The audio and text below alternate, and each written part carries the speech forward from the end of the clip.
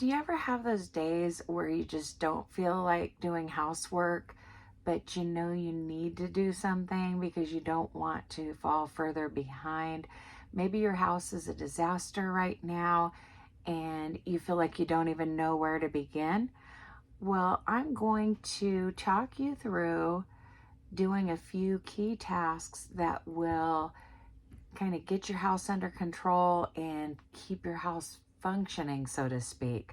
So in this episode, I'm going to have you start a load of laundry, do your dishes, clean your kitchen, and tidy up your living room. So it's time to gear up for your cleaning session. Yes, I'm asking you to clean along with this episode. Maybe you need to get some shoes on or freshen up a little bit. My grandmother used to always say, if you look good, you feel good. So a lot of times getting fixed up, getting presentable, whatever that means for you, can help you get started on your cleaning session. You feel ready for the day. You feel ready in case somebody comes to the door or someone comes home unexpectedly. You just want to feel like you're looking your best. Maybe you need to quickly, run a brush through your hair, change into something comfortable yet presentable, or maybe you're already dressed for the day and just putting on your shoes will kind of energize you. A lot of times I like to clean in a pair of slides, but some people feel more energetic wearing lace-up shoes. Find a clean barefoot. I'm just throwing out some ideas. One of the ways I like to start out a cleaning session is by getting my house smelling fresh. Okay, I feel like it's super important. So a lot of times I'll put some fresh wax in the wax warmer or light a scented candle. Another thing that I'll do is take out the trash and reline it. Obviously I can talk faster than you can work, but I'm just providing you with some ideas for how to kick off this cleaning session. Another thing that is super important, I like to say get your machines running. By machines, I mean your washing machine and then a dishwasher if you have one. And maybe your dryer if you have some things that you're going to switch from the washing machine into the dryer. But before I start talking about the steps to cleaning your kitchen, you might want to just start a load of laundry. If you already have some stuff in the washer, maybe give it a sniff. Make sure it smells fresh. If it's been in there too long and you forgot to put it in the dryer, no worries. Add some more detergent and a few ounces of white vinegar to the load and rewash that. But no judgment here if you forgot about that laundry. But if your washer is empty, or you can just quickly switch a clean load, it still smells fresh, sniff it, switch it into the dryer, that's great too, and then start another load. If you're just in survival mode, this load might be just a load of towels and underwear, or maybe you need to wash somebody's uniform, something like that. Let's quickly get that load of laundry going. Maybe you're caught up on washing your clothes. Some people are better about keeping up on laundry than others. We all have different household weaknesses, different things that we procrastinate on. So maybe you don't have clothes to wash, and this would be a great time to just strip your bed and wash your bedding. Anyway, hopefully by now you've done whatever you needed to do to gear up for your cleaning session, whether it was freshening up a bit, lighting a candle, putting on shoes, and hopefully you also got your washing machine running and maybe your dryer, if applicable. Let's get right into your kitchen cleaning session. The first thing you're going to do before you start cleaning your kitchen is gather up dishes from around the house. Maybe you have cups on a nightstand, or just, a plate on an end table somewhere. Maybe you have a teenager who's been hoarding dishes in their room. Or if you're like me, you often have glasses and mugs on your nightstands for whatever reason, or your desk. I work from home And sometimes I'm just collecting like cups, plates, because I mean, does anybody else who works from home actually like eat on their lunch break? Because I know I usually just eat while I'm working and do something else on my lunch break, like go for a walk or do some housework. A lot of times I'm piling up dishes in my room because I'm just in the zone working on my computer. So gather up all those dishes from around the house, or maybe from your dining room table or wherever they are, and get those over to the sink area. Now, before you start washing dishes, you probably want a quick win. What I mean by that is you probably want your kitchen to look good right away. So usually when I get the dishes over to the sink area, I will then start clearing the countertops. Maybe packaging from something that somebody opened up. You know, they were making a convenience food but did not conveniently toss the packaging. Or maybe seasonings from when someone cooked. Maybe just other miscellaneous items that got plopped down on the countertop or island. Now's the time to quickly put those things away. I like to declutter a little bit before I dive into doing those dishes, and it usually only takes a few minutes. Maybe you need to clear your dining room table. For a lot of us, we have eat-in kitchens. So I know at my house, I don't have a formal dining room.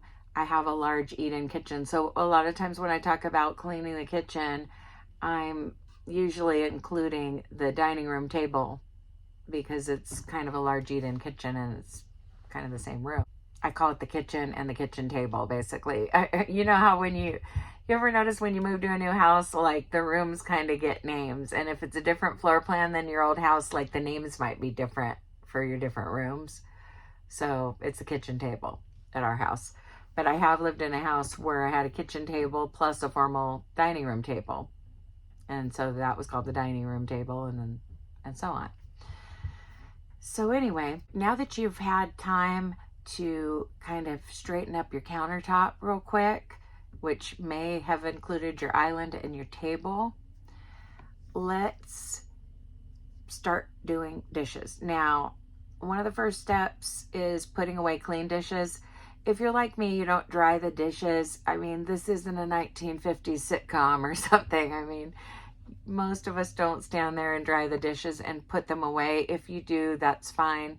But everybody I know typically either uses a dishwasher for everything or puts things on either a drying rack or a drying pad. Okay, and I use a combination of the dishwasher and hand washing, but usually most things are going into the dishwasher. I'll talk about that a little more in a minute, how I make sure that everything fits, because you might be thinking, right now you might be facing a dishaster and thinking this is not all going to fit in the dishwasher. We're going to talk about that. But what I usually do is something called an empty, reload, and run. And the way you would apply this if you're hand washing is that you would empty your drying rack or your drying pad and put that stuff away, because you might be thinking, well, I can wash dishes and just kind of add to that pile. That's going to slow you down a little bit, because if you're putting things on top of this existing pile of clean dishes, you end up playing a game I call Dish Jenga, where you have to be so careful in how you place things. That's going to slow you down a little bit. Okay. And if you're watching this, you probably don't absolutely love doing dishes and you want to get it over with quickly. Or you just have, maybe you do like doing dishes, but you have a lot of work to do. You don't want to be slowed down by that. So trust the process here, and let's put away your clean dishes first, okay? Whether that's emptying your dishwasher, putting away things that you have sitting out to dry, or doing a little bit of both, okay? I'll give you a couple minutes to do that. While you're doing that, I'll tell you why everything's fitting in the dishwasher at my house lately. Some of you have heard my podcast before and already know this. So while you're putting away your clean dishes, I just wanted to say that I've been purchasing, this may or may not resonate with you, but I've been purchasing disposable plates and bowls. And every household is different. Everybody's routine is different. Your family size is different. Your lifestyle is different.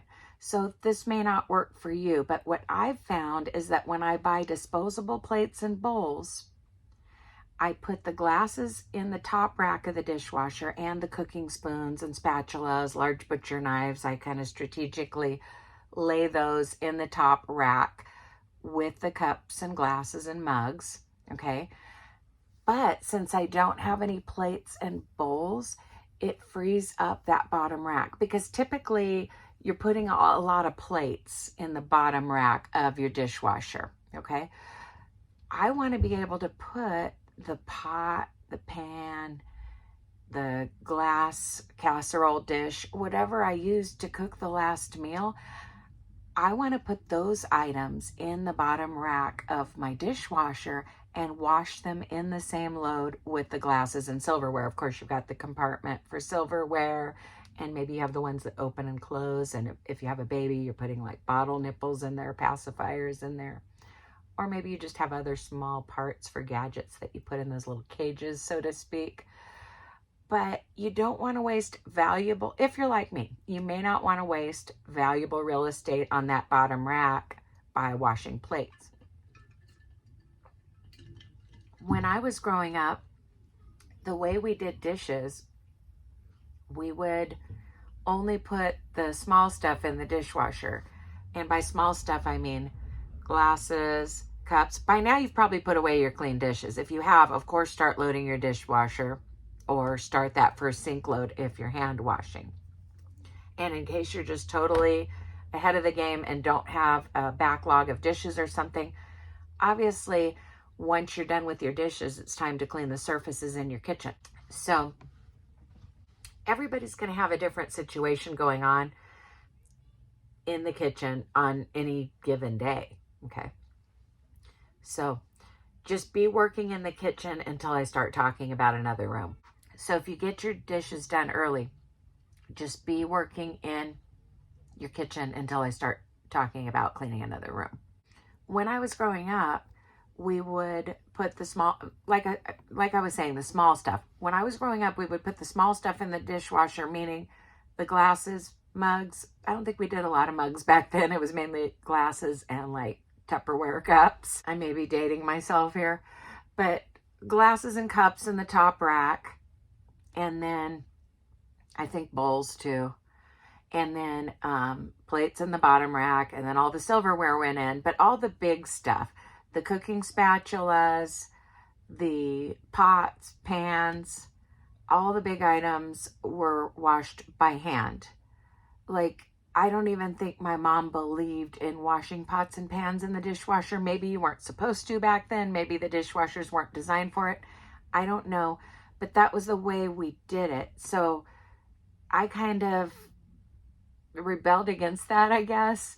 When I got on my own and started doing dishes, I was putting pots and pans in there. You know, obviously I pre-rinsed them, but I was putting pots and pans in there. Okay, the thing with the pots and pans worked fine back when it was just my husband and me, okay? It worked fine back then. But fast forward to having several kids. I have a total of 6 kids. 3 of them are still living at home. So once I had a few kids and was cooking a lot from scratch, I used to be a stay-at-home mom, which I kind of am a stay-at-home mom, but I work a remote job that's a 40-hour job in addition to this podcast. My youngest is 12 now, so I have a little more flexibility than when I had like 5 of the 6 living at home at once. So anyway, I had kind of gotten into a pattern of just putting all the small stuff in the dishwasher and then washing the pots and pans by hand, kind of the way my mom did it, but not really for the same reason. Not because I thought that you had to hand wash that stuff, but because I thought it'd be more tedious to wash all the small stuff by hand. So I wanted to get that all in the dishwasher so that we'd have things to eat off of. And then I'd maybe get the pans soaking and then hand wash them later, that type of thing. Sometimes I would do a second dishwasher load. I'm talking when I had like 5 kids living at home and I was home all day. Sometimes I would do a second dishwasher load where I would wash the pots and pans in that second load. And some of these might sound like that may sound like a good idea to you, just depending on your situation, because sometimes if you're home all day, you could just set a timer for like 2.5 hours from now and do a second dishwasher load. I've definitely been known to do it, and just be working on your dishes right now, whatever that means for you. Maybe you are pre-rinsing your glasses and silverware and putting them into the dishwasher. Maybe you've already done that. You know, maybe when I wash all by hand, like if I don't have a working dishwasher, which happens every so often, you know, the dishwasher goes out, or I've even lived in a house that didn't have a dishwasher, I will typically wash the glasses and silverware first, then plates and bowls if I have real plates and bowls that I'm using, and then, you know, the pots and pans last, and changing the water as I go accordingly. I'm not one of these people who hand washes completely under running water the whole time. You may be. I pre-rinse under running water. So I will typically have like a scrub brush on a handle. I'll have the water running. I'll be pre-rinsing and putting things in the dishwasher. But the things I'm going to wash by hand, if any, are like submerged, because I like them to get pre-rinsed and then have a little soak in that hot soapy water. So anyway, I had kind of gotten into this pattern of put all the small stuff in. If there's room for pots and pans, great, but a lot of times there isn't, and then I'm forced to hand wash that stuff. I recently decided to just consistently buy the paper plates and bowls.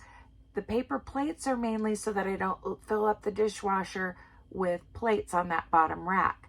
I typically put my bowls on the top rack, but I found that they were even difficult to pre-rinse. And if a kid made either cereal or top ramen and forgot they're supposed to wash their bowl right after by hand, I made a rule about that. Like if you're just randomly making a meal and it's not like the family dinner or whatever, like if you just, you know, because I have teenagers. At home, I've got a 17-year-old, a 14-year-old, and a 12-year-old. So they can all prepare things. And so I went through a phase where, and this is still the rule really, but they had to wash their own dishes that they dirty, but it's just not coming into play with the disposables, because I don't really care that much if they just rinse their fork and stick it in the sink or whatever.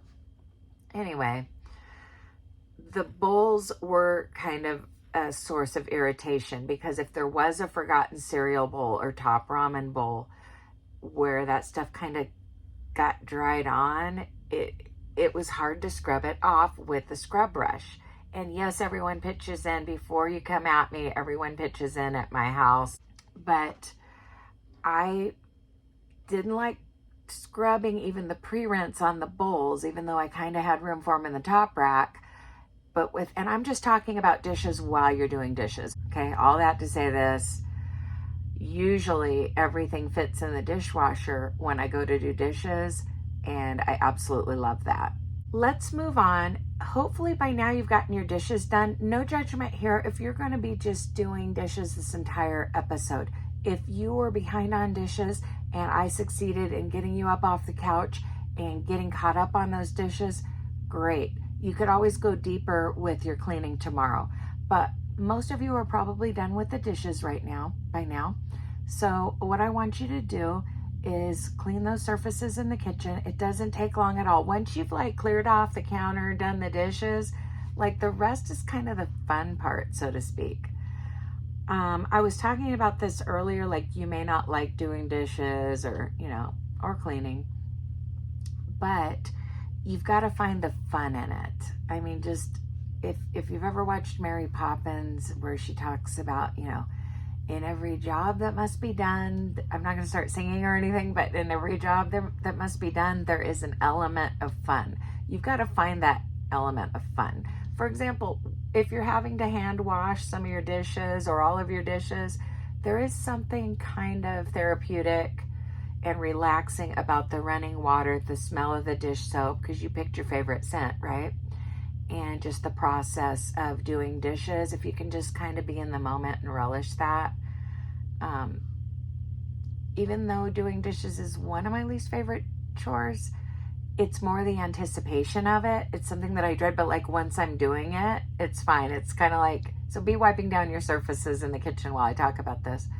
But it's kind of like when I've seen like memes where they say like, when your toddler or preschooler doesn't want to take a bath and just fight you every step of the way, and then they get in there and start playing with their toys, and then they don't even want to get out of the bathtub. Sometimes it's like that with cleaning. You don't want to do it, you put it off, but then once you like get into the throes of cleaning, you find that element of fun. You become Mary Poppins and you start to just enjoy the process. Obviously, even if you don't enjoy doing dishes and cleaning, it's got to be done, and I'm here to talk you through it. But I encourage you to maybe work on changing your mindset if you're dreading it, and realize that once you start doing it, it's not going to be that bad, and there are going to be some positive moments, and it might be even a little bit enjoyable to you.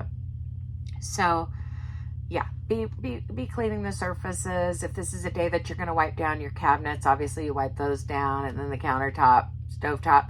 But if you're in a hurry and you want to get to, your living areas soon, maybe just wipe down your countertop, stovetop, the sink, the area behind the sink, your dining room table, just all those bare minimums. Obviously, if you have small children, you may need to clean a high chair. You may need to wipe down all of your chairs and bar stools because they're sticky.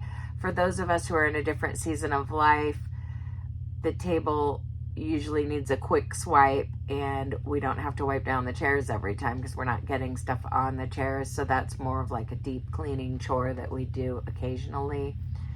But yeah, just go wipe down happy in the kitchen. Just go wipe down happy in the kitchen and just start wiping surfaces. It's quick, it's easy, it's the funnest part. And this is beyond the scope of the episode, but after this episode is over, I encourage you to sweep or vacuum your house depending on the surfaces. If you have hard floors, maybe you're using a vacuum design for that. Maybe you're sweeping, or maybe you have a combination of floors and carpeting and you're doing a sweeping and a mopping. I don't typically talk about that in my podcast.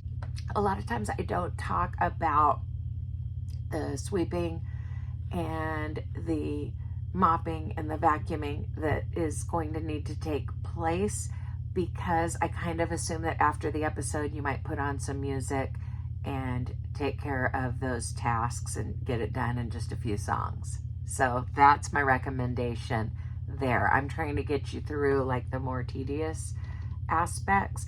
And let's face it, you may not need to even sweep or vacuum every day. It depends on a lot of things. Do you have pets coming in and out, tracking stuff in? Do you have young children? Do you just live in an area that is dusty, or is it just a couple adults living there and you don't need to sweep or vacuum every single day?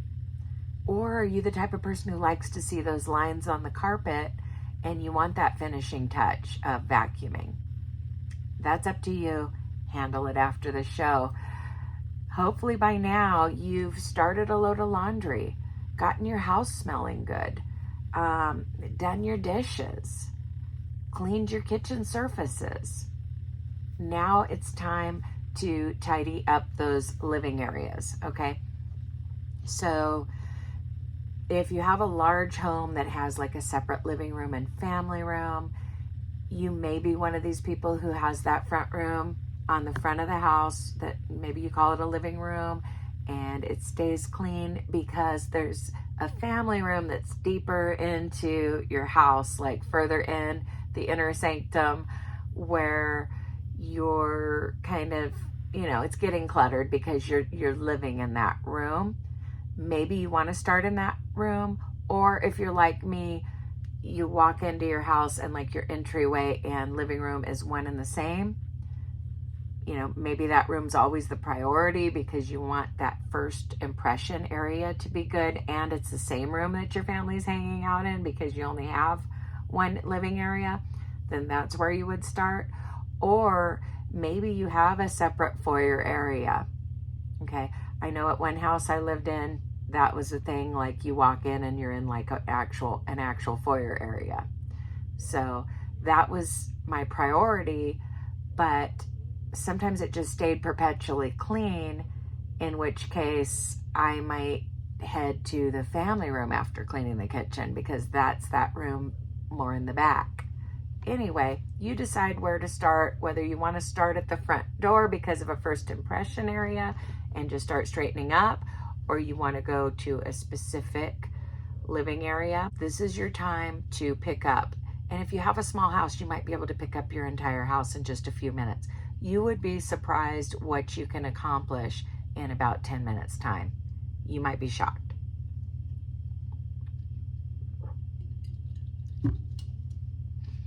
So if you feel overwhelmed and you don't know where to begin, let's talk about what you might be dealing with. I always like to start with anything on the floor, okay? So in any living room or family room or hallway, in my house, when I talk about like cleaning the outer areas, it refers to my living room, which includes the entry area and one hallway. That's about it, because everything else is classified as a bedroom, bathroom, or the kitchen. So in any living area, you're going to want to pick up the floor first, because that's what looks the messiest, I think, is having anything out of place on the floor, whether it's somebody's shoes, a bunch of toys, kid toys, pet toys, fuzz that your dog ripped out of a stuffed animal. It's time to get that stuff picked up, whatever it is. And you may not, if it's an adult household, you may not have much on the floor. Your next step would be surfaces. Remove anything that's on a couch or a chair, or things on end tables or coffee tables that don't belong. And you may have other surfaces unique to your house. You may have a bookcase, a display shelf, or if you're like me, a piano. I have a piano in my entryway. So those are the surfaces that I would clear next after picking up the floor. And of course, I would straighten my couch cushions and throw pillows. Okay. Sometimes there's a tendency to get used to things that you've left out for so long, they start to become part of the decor. So I encourage you, when you're straightening your common areas in your home, that you would look around more objectively. Think about being a guest visiting for the first time, or being a real estate agent, advising the client, the homeowner, on what they could do differently. Like if you felt comfortable, just ripping them to shreds. It's you, so you can be honest with yourself. Hey, you might be telling yourself, what's that doing there about something? Maybe there's something that's been sitting on your coffee table for a ridiculous amount of time, or worse, on the floor. That definitely looks messy when you start storing things on the floor. And if you have some things that you need down low, you need to get some containers for those. I definitely have some decorative baskets. One of them's a toy box for when my grandkids come over. The other one is just for excess cords and video game gear and stuff like that. I'm a strong believer in having storage in your living room. Just be straightening your outer areas, whatever needs to be done. But just something to think about is, in the future, if you don't already have this, get some things so that you'll have built-in storage, whether it's an ottoman where the lid pops off and you put stuff inside, or a TV stand that has drawers in it. If you don't have your TV mounted on the wall, ours is on a TV stand and there's a couple drawers under it. That's a great place for video games, controllers, DVDs, whatever. We don't really do many DVDs. I think society is moving away from that a little bit. Like we're just watching stuff on demand, but there are some DVDs in those drawers. And then I have an end table. I have just one. Some people have two, but I have just one end table that has a drawer in it. And then my coffee table is a pop-up, so you can store things in it, but you can also use it as a desk when you're on the couch. I mentioned I work from home. Sometimes I pop up that coffee. Sometimes I'm not, in my usual spot in my bedroom, and I pop up the coffee table, put my laptop on there. But we also sometimes pop it up and eat on the couch. So that's kind of a fun thing to have, I guess. But getting just decorative baskets is even cheaper than, refurnishing your house if you don't have built-in storage in your furniture. So anyway, you pick up the floor, you clear your surfaces, your couches, your coffee table, your end table, your bookcase, your display shelf, your piano, whatever surfaces you have, you clear those, okay? And then the next step, of course, is to do some dusting. Now, with your TV screen, you can either just quickly dry dust it or use a microfiber cloth that's just slightly dampened. The secret to a streak-free TV screen is not getting it too wet or anything, and using a microfiber cloth. I realize if your kids, if you have little ones who are rubbing peanut butter on your TV screen, you may need, a heavier hand in cleaning it. But for most of us, you just need to go over it with a slightly dampened microfiber cloth, and then you can continue to dust with that. Now, how you dust depends on what kind of furniture you have. If your furniture is super rustic like ours, you might be doing your dusting with like a disinfecting wipe. But if you have nice wood stuff that you need to be careful, it's not just naturally like rustic and like weathered looking, then of course you might need a specific spray like a Pledge or whatever dusting spray that's designed for your furniture. You could also just use a feather duster. A lot of people like ostrich feather dusters because the dust kind of clings to it and then you can tap it out later. However you dust, how you dust your furniture, wipe it down. And then of course, your bonus chore, should you choose to accept it, you could also dry dust your framed pictures, or artwork, or decorations. If you're like me, you've got some signs and things like that, you can wipe that stuff. Of course, that needs to get dusted now and then. Also, I talked about looking at your house objectively. Maybe if you're like you were analyzing it as a real estate agent or something, make sure you look up at the corners. Maybe you need to grab a broom or something and, knock down some cobwebs or something like that. Another thing that might need to be done, and when I'm listing these bonus chores, just pick one. You're not going to do it all in one swoop. This is not just a thorough deep clean. This is just getting your house looking better, under control, to help you build momentum. And hopefully as you listen to more episodes, you get more done, and you can, listen every day, and, or whenever you have time to clean. Maybe you're a weekend cleaner. But you're going to want to do like something extra each time. What I mean by that is when you quickly straighten a room, you can incorporate one small deep cleaning task in with just that routine cleaning. And if you do something different each time, you're going to be covering all your bases. For example, you may want to wipe out all your windowsills today, or maybe spray and or maybe just wash one window on the inside of your living room, okay? Or if you're just in survival mode, maybe not. But another thing you could do is quickly wipe down a switch plate or wipe down your door, especially around the doorknob. These are just some problem areas. Baseboards. A lot of times we don't think about our baseboards till we're getting ready to have company. But what if instead of wiping down all of your baseboards when you find out someone's coming over, someone picky's coming over, or you're going to have overnight guests or something, and you're like, I've got to clean the baseboards, you know. Instead of just waiting till you're in a panic and you've got to do like a deep clean, what if, you know, once a week or something, you wipe down just one baseboard in one room? Over time, you would get that done. I've got a busy lifestyle. I don't want to spend 4 hours cleaning even on my day off. So I like to just throw in a deep cleaning chore with the routine. And if you listen to my show and you just work in the room I'm talking about, you're going to go deeper and deeper each time. For example, when you start keeping up on dishes more in a kitchen episode, you could jump right in to scrubbing your walls or something. You see what I'm saying? Because, you know, you're not going to have as many dishes to do. Or when you start, you know, thinning down your pet's toys or kid toys and getting more storage containers, you know, your living areas might stay cleaner. That sort of thing. Anyway, I hope you got a lot done during this episode. Don't forget to follow or subscribe wherever you're listening to this. Special thanks to my financial supporters. You can find out how to support the show by going to cleanwithmepodcast.com.